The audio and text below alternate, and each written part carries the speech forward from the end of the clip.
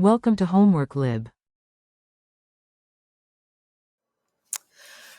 A quick reminder about trigonometric ratios. They involve a right triangle, which I've drawn all three triangles oriented the same way. But in a right triangle, the long side is called the hypotenuse, and then you have the two sides at a right angle, x and y. And usually the angle that you draw, at least in these triangles, I'm choosing the angle that is opposite the right angle. So the ratios are defined to be the following. Sine of the angle theta is y over the hypotenuse length. Cosine of theta is defined to be x over the length. And tangent of theta is defined to be y over x.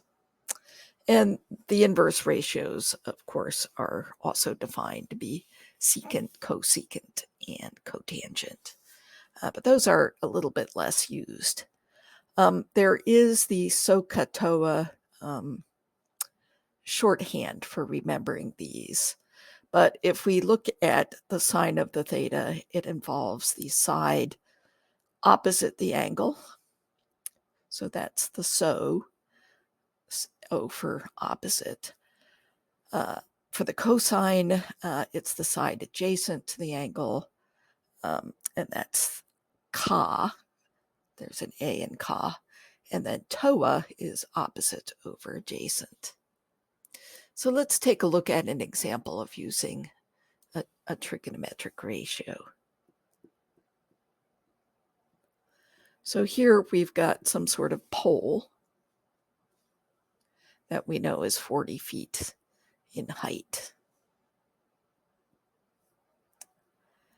And it's casting a shadow on the ground.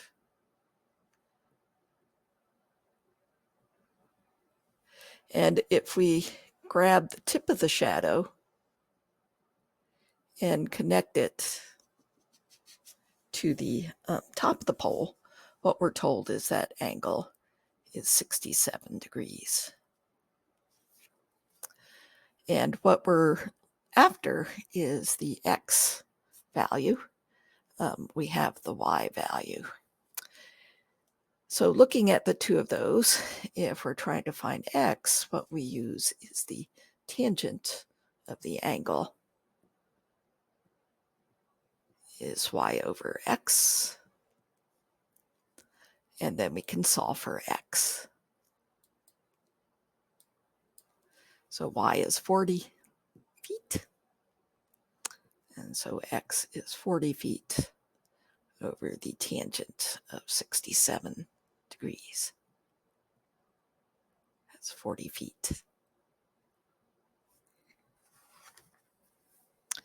And of course, it's better to use a calculator. Not too many people know exactly what the tangent of 67 degrees is. And we get 17.0